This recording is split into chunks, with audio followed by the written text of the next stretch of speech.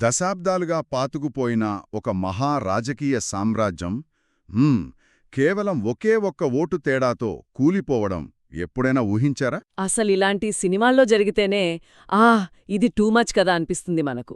Yeah, exactly. కాని ఈరోజు అంటే మే 5, 2026 నాడు తమిళనాడులో జరిగింది అక్షరాలా ఇదే. ఏకంగా 20 ఏళ్లుగా కంచుకోటలా ఉన్న ఒక మంత్రి నియోజకవర్గంలో ఆ మంత్రిగారు ఒకే ఒక్క ఓటు తేడాతో ఓడిపోవడం. అవును, ఆ వెంటనే ముఖ్యమంత్రి స్టాలిన్ గారు తన పదవికి రాజీనామా చేయడం నిజంగా ఒక రాజకీయ భూకంపం లాంటిది. ఖచ్చితంగా. దశాబ్దాలుగా ఉన్న డీఎంకే అలాగే ఏఐఏడీఎంకే పార్టీల ఆధిపత్యాన్ని బద్దలు కొడుతూ కేవలం 2 ఏళ్ల క్రితం పుట్టిన టీవీకే అంటే తమిళగా వెట్రి కలగం పార్టీ ఏకంగా 108 ఎమ్మెల్యే స్థానాలు గెలవడం భారతదేశ రాజకీయ చరిత్రలోనే ఒక సంచలనమని చెప్పొచ్చు. రైట్. ఒకప్పుడు ఎన్టీఆర్ లాంటివారు సృష్టించిన ప్రభంజనం తరువాత మళ్ళీ ఆ స్థాయి సంచలనం ఇదే అంటారు. అయితే ఈ డీప్ డైవ్లో మనం ఏ రాజకీయ పార్టీకో లేదా ఏ సిద్ధాంతానికో మద్దతివ్వడం లేదు. అది క్లియర్గా చెప్పేయాలి.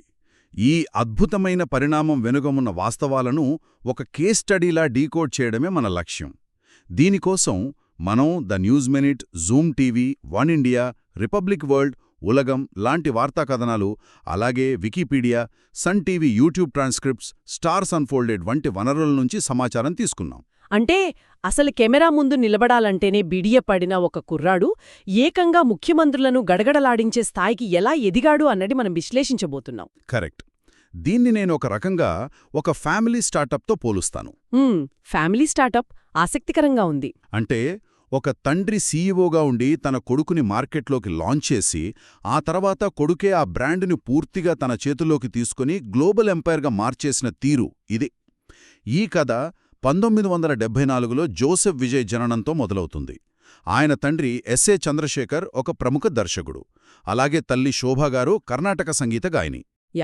10 ఏళ్ల వయసులో వెట్రీ సినిమాతో బాలనటుడిగా మొదలై ఆ తర్వాత 18 ఏళ్ల వయసులో హీరోగా కేవలం తండ్రి సినిమాల ద్వారానే లాంచ్ అయ్యాడు విజయ్. కానీ ఇక్కడే ఒక విషయం అర్థం చేసుకోవాలి మనం. ఫ్యామిలీ బ్యాక్గ్రౌండ్ అనేది ఒక ఎంట్రీ పాస్ మాత్రం ఇస్తుంది కదా, దాన్ని దాటుకొని నిలబడటం చాలా కష్టం. ఎగ్జాక్ట్లీ. ప్రారంభంలో విజయ్ మీద వచ్చిన ప్రధాన విమర్శ కూడా అదే. కేవలం తండ్రి సిఫార్సుతో నెట్టుకొస్తున్నాడు అని చాలామంది అన్నారు. కాని 1996లో విక్రమన్ దర్శకత్వంలో వచ్చిన పూవే ఉన్నక్కాగా ఈ కథను పూర్తిగా మార్చేసింది. అవును, ఆ సినిమా చాలా పెద్ద హిట్ కదా. అవును, ఆ రొమాంటిక్ ఫ్యామిలీ డ్రామా ఏకంగా 200 రోజులు ఆడి విజయ్కు తనదైన ఒక వ్యక్తిగత ఇమేజ్నిచ్చింది. ఆ ఫ్యామిలీ స్టార్టప్ కాస్త బ్రాండ్ విజయ్గా రూపాంతరం చెందిన తొలి ఘట్టమదే. రైట్. కానీ ఇక్కడ నన్ను బాగా కదిలించిన ఒక వ్యక్తిగత కోణం ఉందండి. ఒక మనిషి సైకాలజీ ఎలా పనిచేస్తుందో చెప్పడానికి ఇదొక పెద్ద ఉదాహరణ. ఆ చెల్లెలి మరణం గురించే కదా మీరు చెప్పేది? అవును. విజయ్ చెల్లెలు విద్య తన 2 ఏళ్ల వయసులోనే మరణించడం, ఆ సంఘటన ఎంతో అల్లరిగా ఉండే విజయ్ను తీవ్రమైన మౌనంలోకి నెట్టేయడం. ఏంటంటే ఈనాటికి ఆయన తన కార్ల నంబర్ ప్లేట్లపై చెల్లెల్లి పుట్టిన తేదీ అయిన 0277 వాడటం చూస్తుంటే తనలో ఆ ఎమోషనల్ బ్యాగేజ్ని ఎంత బలంగా మోస్తున్నాడో మనకర్థమవుతోంది. ఆ సైకలాజికల్ ట్రాన్సిషన్ నిజంగా ఆశ్చర్యకరమైనది. లోపల అంత విషాదం, ఒక రకమైన నిశ్శబ్దం ఉన్న వ్యక్తి తెరపైకి రాగానే ఏకంగా ఒక ఎనర్జీ వాల్కానోలా మారిపోవడం మామూలు విషయం కాదు కదా. అస్సలు కాదు. తన సినిమాల్లో స్వయంగా 32 పాటలు పాడటం, తన తోటి హీరోయిన్లు సైతం అవాక్కయ్యేంత వేగంతో డాన్స్ చేయడం అంటే తన లోపలి మౌనాన్ని ఒక సృజనాత్మక శక్తిగా ఎలా మలుచుకున్నాడో ఇక్కడ తెలుస్తోంది.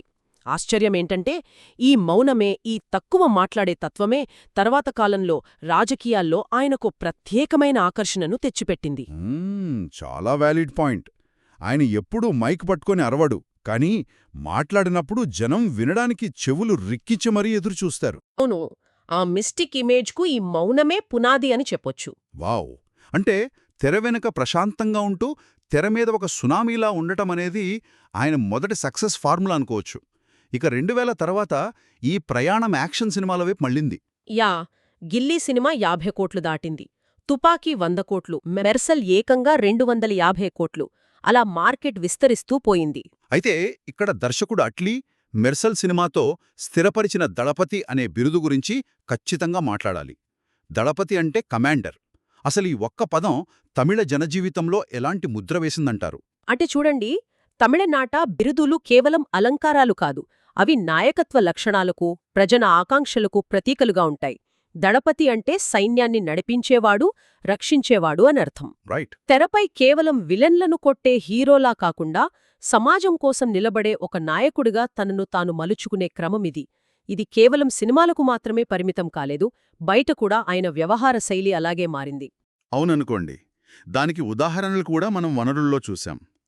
నేపాల్ భూకంపానికి 10 లక్షలు, కేరళ వరదలకు 70 లక్షలు విరాళమివ్వడం. వీటన్నింటికంటే ఒక షూటింగ్ సమయంలో అభిమానుల మీద కంచెపడిపోతుంటే తన ప్రాణాలను లెక్క చెయ్యకుండా వెళ్ళి వాళ్ళని ఆపడం. యా, అదొక రియల్ లైఫ్ హీరో మూమెంట్. కానీ ఒక్క నిమిషం, ఇక్కడ నేను ఒక కౌంటర్ ఇవ్వాలనుకుంటున్నాను. మనం ఎంతోమంది సూపర్ స్టార్లను చూశాం కదా. కమల్ హాసన్, రజనీకాంత్ లాంటి వారు కూడా దశాబ్దాల పాటు కోట్ల మంది అభిమానులను సంపాదించుకున్నారు. వాళ్లు కూడా సేవా కార్యక్రమాలు చేశారు, సొంత ట్రస్టులు నడిపారు. అవును. కానీ రాజకీయాల్లోకొచ్చేసరికి వారు ఆశించిన స్థాయిలో ప్రభావం చూపలేకపోయారు కదా. మరి విజయ్ విషయంలో ఇది వర్కౌట్ అవుతుందని, ఇదొక పక్కా వ్యూహంతో చేసిన PR స్టంట్ కాదని మనం ఎలా నమ్మగలం? ఇది చాలా సహేతుకమైన సందేహం. కమల్ హాసన్ లేదా రజనీకాంత్ రాజకీయాల్లోకొచ్చినప్పుడు వాళ్ళొక సూపర్ స్టార్ ఇమేజ్తో, అంటే ఒక పెద్దల స్థాయిలో పైనుంచి కిందకు వచ్చారు. జనం వాళ్లను వేవుళ్లలా చూశారు తప్ప తమలో ఒకరిలా చూడలేకపోయారు. కనెక్ట్ అవ్వలేదు అంటారు. అవును. కాని విజయ్ తనను తాను ఒక అన్నగా, అంటే ఒక పెద్దన్నగా మలుచుకున్నాడు. సన్ టీవీ వేదికగా ఆయన చెప్పిన ఒక మాటుంది, విజయంతో వాళ్లను చంపేయండి, చిరునవ్వుతో పాతరేయండి అని. ఇలాంటి మాటలు యువతకు ఒక మోటివేషనల్ స్పీకర్లా అనిపించాయి. ఇది కేవలం పైపైన చేసిన PR కాదు, ఇది grass root social engineering. Grass root social engineering అంటే గ్రౌండ్ లెవెల్లో వర్క్ చేయడం అంటారా? సరిగ్గా అదే. 2009లో ఆయన స్థాపించిన విజయ్ మక్కల్ ఇయక్కం అనే సామాజిక సంస్థను కేవలం సినిమా రిలీజు రోజు పాలాభిషేకాలు చేసే ఫ్యాన్ క్లబ్లా వదిలేయలేదు. దాన్ని ఒక పటిష్టమైన క్షేత్రస్థాయి సంస్థగా, ఒక షాడో గవర్నమెంట్ స్ట్రక్చర్లా మార్చాడు. వావ్! అంటే జిల్లా, తాలూకా, వార్డు స్థాయిల్లో కమిటీలు వేశాడనమాట. అవును. 2011 థానే తుఫానప్పుడు వాళ్లు చేసిన సహాయక చర్యలు ప్రభుత్వ యంత్రాంగానికి దీటుగా సాగాయి. 2012 నుంచే క్రమం తప్పకుండా విద్యార్థులకు 10 ఇంటర్ టాపర్లకు విద్యా పురస్కారాలు ఇస్తూ వచ్చారు. ఇక్కడ మన సోర్సెస్లో ఉన్న ఇంకో విషయం గుర్తొస్తోంది. కోడంబాకంలో టీ అమ్ముకునే వ్యక్తి కూతురికి కాలేజీ అడ్మిషన్ ఇప్పించిన ఉదాహరణ. అంటే ఇది కేవలం వస్తువులు పంచడం కాదు, ప్రజల జీవితాల్లో ముఖ్యమైన మలుపుల్లో వారికొక అండగా నిలబడటం. ఎగ్జాక్ట్లీ. అలాగే చెన్నైలో జల్లికట్టు ఆందోళనలు జరిగినప్పుడు ఒక సూపర్ స్టార్లా కార్లో వచ్చి మైక్ పట్టుకొని వెళ్ళిపోకుండా ముఖానికి కర్చీఫ్ కట్టుకొని అజ్ఞాతంగా ఒక సాధారణ యువకుడులా ఆ గుంపులో కూచోవడం, ఇవన్నీ జనాన్ని ఆయనకు భావోద్వేగంగా దగ్గర చేశాయి కదా. దానికి తోడు తన సినిమాల్లో డైలాగ్స్ను కూడా రాజకీయ మేనిఫెస్టోలా వాడుకున్నాడు. 2010లో వచ్చిన సూర్య సినిమాలో నాకోసం ప్రాణాలిచ్చే జనమున్నారు అనే డైలాగ్ ఒక స్పష్టమైన రాజకీయ సంకేతం. అవును, అది క్లియర్గా పొలిటికల్ డైలాగ్. అలాగే 2021 అసెంబ్లీ ఎన్నికల పోలింగ్ రోజున ఇంధన ధరల పెంపుకు నిరసనగా ఏకంగా సైకిల్పై వచ్చే ఓటు వేయడం గుర్తుందా? ఏ మాట మాట్లాడకుండానే కేంద్ర ప్రభుత్వ విధానాలపై తన నిరసనను ఒక విజువల్ స్టేట్మెంట్గా ప్రజల్లోకి తీసుకెళ్లాడు. ఈ సుదీర్ఘమైన వ్యూహమే ఆయన్ని మిగతా నటుల రాజకీయ ఎంట్రీల నుంచి వేరుచేస్తుంది. ఖచ్చితంగా. ఈ 15 ఏళ్ల ప్రయాణం ఎలా ఒక మహాసభగా మారిందో 2024 అక్టోబర్లో మనం చూసాం. తమిళగ వెట్రికలగం పార్టీ స్థాపించిన తర్వాత జరిగిన ఆ బహిరంగ సభకు దాదాపు 5 లక్షల మంది వచ్చారు. ఆ సభలో ఆయన చేసిన ప్రసంగం నిజంగా ఒక ఎమోషనల్ మాస్టర్ పీస్ అని చెప్పాలి. దశాబ్దాలుగా ఎక్కడా పెద్దగా మాట్లాడని తన సోదరి విద్య మరణాన్ని ప్రస్తావిస్తూ, దాన్ని నీట్ పరీక్షల ఒత్తిడితో ఆత్మహత్య చేసుకున్న విద్యార్థిని అనిత మరణంతో పోలుస్తూ ఆయన మాట్లాడిన తీరు అందరినీ కదిలించింది. నిజమే. తన వ్యక్తిగత విషాదాన్ని రాష్ట్రం మొత్తం రగులుతున్న ఒక సామాజిక సమస్యతో కనెక్ట్ చేయడమనేది రాజకీయాల్లో ఒక అద్భుతమైన కమ్యూనికేషన్ స్కిల్ కదా. అవును. తమిళనాడు రాజకీయాలు ఎప్పుడూ భావోద్వేగాల చుట్టూ, ద్రవిడ ఐడెంటిటీ చుట్టూ తిరుగుతాయి. ఆనాటి ప్రసంగంలో ఆయన కేవలం ఏడుపులు, పెడబొబ్బలకు పరిమితం కాలేదు. చాలా సూక్ష్మమైన రాజకీయ సంకేతాలిచ్చాడు. ఎలాంటి సంకేతాలు? జూన్ 2024లో జరిగిన ఒక కార్యక్రమంలో కుల వివక్షక గురై తీవ్రంగా గాయపడిన చిన్న దురై అని విద్యార్థి పక్కన కూర్చోవటం, అలాగే ఆ పక్కనే ఒక మహిళ ఆప్యాయంగా నుదుటిన తిలకం దిద్దుతే దాన్ని అంగీకరించటం. ఓహో, అంటే కులు నిర్మూలన, సామాజిక న్యాయం గురించి మాట్లాడుతూనే ఇంకో పక్క హిందూ సంప్రదాయాలను గౌరవిస్తూ తాను ఏ ఒక్క మతానికో వర్గానికో వ్యతిరేకం కాదనే మెసేజ్ ఇచ్చాడనమాట. ఇది ద్రవిడ రాజకీయాల్లో ఉన్న ఒక గిరిగీసుకున్న విధానాన్ని బ్రేక్ చేయడం లాంటిదే కదా? ఖచ్చితమైన అంచనా వేశారు. ఒక పక్క డీఎంకే లాంటి పార్టీలు యాంటీ హిందుత్వ స్టాండ్ తీసుకుంటాయి, ఇంకో పక్క జాతీయ పార్టీలుంటాయి. విజయ్ ఈ రెండు ఎక్స్ట్రీమ్స్ మధ్య ఒక మిడిల్ పాత్ ఎంచుకున్నాడు. ఇదే ఆయన ఆకర్షణను అన్ని వర్గాలకు చేర్చింది. తెలివైన వ్యూహం. ఇక ఇక్కడే ప్రశాంత్ కిషోర్ లాంటి వ్యూహకర్తల ప్రస్తావన వస్తుంది. కేవలం ఎమోషన్స్, జనసమీకరణ ఉంటే సరిపోదు. ఆ జనాన్ని ఓటర్లుగా మార్చి బూత్ లెవెల్లో మేనేజ్ చేయడం ముఖ్యం. దానికి డేటా, మైక్రో టార్గెటింగ్ అవసరం. విజయ్ మక్కలీయక్కముకు ఉన్న క్షేత్రస్థాయి బలం, ప్రశాంత్ కిషోర్ లాంటి వారి వ్యూహాలు కలిసేసరికి అది ఒక ఎలక్షన్స్ గెలిచే మిషన్లా తయారైంది. కానీ ఇక్కడే నాకు పెద్ద ఆశ్చర్యం కలుగుతుంది. అంటే 2023లో వచ్చిన లియో ఆయన కెరీర్లోనే అత్యధిక వసూళ్లు సాధించిన బ్లాక్ బస్టర్. పారితోషికం 100 కోట్లలో ఉంది అంటారు. ఇక తన చివరి సినిమా అని చెప్పబడిన జననాయకన్పై ఉన్న అంచనాలు ఆకాశాన్ని తాకాయి. ఎవరైనా సరే కెరీర్ కొద్దిగా స్లో అయ్యాక రాజకీయాల వైపు చూస్తారు కదా. సాధారణంగా జరిగేది అదే. కాని ఇంత పీక్ స్టేజ్లో ఇన్ని కోట్ల రూపాయల సామ్రాజ్యాన్ని పక్కన పెట్టి ఏమాత్రం గ్యారంటీ లేని బురద జల్లుకునే రాజకీయాల్లోకి రావడమనేది ఒక రకంగా పిచ్చుకనం కాదా? ఆ రిస్క్ ఎందుకు తీసుకున్నాడంటారు? అది పిచ్చుతనం కాదు, అత్యున్నత స్థాయి ఆత్మవిశ్వాసం. చరిత్రలో గొప్ప లీడర్లు ఎప్పుడూ తమ కంఫర్ట్ జోన్ను పీక్లో ఉన్నప్పుడే వదిలేశారు. సినిమా అనే రంగుల ప్రపంచంలో ఆయన ఒక రక్షకుడిగా జాగ్రత్తగా నిర్మించుకున్న మిథాలజీని క్షేత్రస్థాయి రాజకీయాలతో మమేకమవ్వడానికి అదే సరైన సమయం. అంటే మీరనేది రిటైర్ అయ్యాక రావడం కన్నా ఇది బెటర్ అన్నా? అవును. ఎందుకంటే ఒక హీరో రిటైర్ అయ్యాక రాజకీయాల్లోకి వస్తే జనం వాళ్లను పాతతరం నాయకులుగా చూస్తారు. అదే ఉచ్చస్థితిలో ఉన్నప్పుడు వస్తే వాళ్లకోసం ఇదంతా వదులుకుని వచ్చాడనే ఒక సింపతి, ఒక ఆరాధనాభావం క్రియేట్ అవుతుంది. ఆ భావనే ఈనాటి 108 సీట్ల విజయానికి పునాది. వావ్!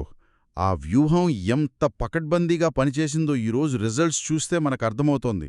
108 ఎమ్మెల్యేలు గెలవటం ఒక ఎత్తయితే అసలు ఆ ఒకే ఒక్క ఓటు తేడాతో డీఎంకే మంత్రిని ఓడించటం అనేది ప్రజాస్వామ్యంలో ప్రతి ఓటు ఎంత విలువైందో గుర్తుచేస్తోంది. ఆ మంత్రిగారు గత 20 ఏళ్లుగా అక్కడ కంచుకోటం నిర్మించుకున్నారు. కౌంటింగ్ కేంద్రంలో ఆ ఆఖరి రౌండ్లో ఎలాంటి ఉత్కంఠ ఉండుంటుందో ఊహించడానికి రోమాలు నిక్కబడుచుకుంటున్నాయి. ఖచ్చితంగా. ఆ ఒక్క ఓటు బహుశా ఎక్కడో ఒక వీధి చివర విజయ్ పార్టీ నాయకుడు సహాయం చేసిన ఒక సామాన్యుడి ఓటు అయి ఉండొచ్చు కదా. నిజమే. ఇలాంటి ఫలితాలే రాజకీయ వ్యవస్థలకు ఒక గట్టి హెచ్చరిక. ఎంతటి బలమైన యంత్రాంగమున్నా పాతతరం రాజకీయాల పట్ల జాతీయ స్థాయిలోనూ రాష్ట్రస్థాయిలోనూ ఒక తీవ్రమైన విరక్తి ఏర్పడింది అని స్పష్టమవుతోంది. పారదర్శకత, కొత్త రక్తం కావాలనే ప్రజల ఆకాంక్షకు టీవీకే ఒక వేదికగా మారింది. ముఖ్యమంత్రి స్టాలిన్ రాజీనామా చేయడమనేది ఆ పాత వ్యవస్థల పతనానికి ఒక సింబాలిక్ ముగింపు అని మనం ఈ రిపోర్ట్స్ ద్వారా అర్థం చేసుకోవచ్చు. అద్భుతమైన పాయింట్ అండి. మనం ఈ చర్చను ముగించే ముందు ఒకసారి వెనక్కి తిరిగి చూసుకుంటే నేర్చుకోవాలనే తపన ఉన్న ప్రతి ఒక్కరికి, ఏ రంగంలో ఉన్నవారికైనా ఇదొక మాస్టర్ క్లాస్ లాంటిది. ఓవర్నైట్ సక్సెస్ అనేది ఉండదు. సుమారు 30 ఏళ్లపాటు ఒక బ్రాండును నిలకడగా, అపజయాలను తట్టుకుని ఎలా నిర్మించుకోవాలో ఈ ప్రయాణం చెబుతోంది.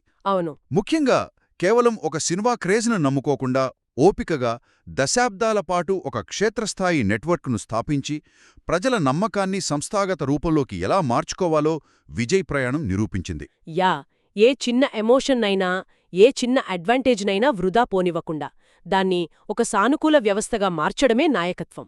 తన చెల్లెలి మరణం తాలూకు బాధను ఏళ్లుగా తనలో దాచుకుని దాన్ని కోట్లాది మంది ఆకాంక్షలకు, వారి బాధలకు ప్రతిరూపంగా మలచడం, ఇది నిజమైన లీడర్షిప్ అని చెప్పొచ్చు.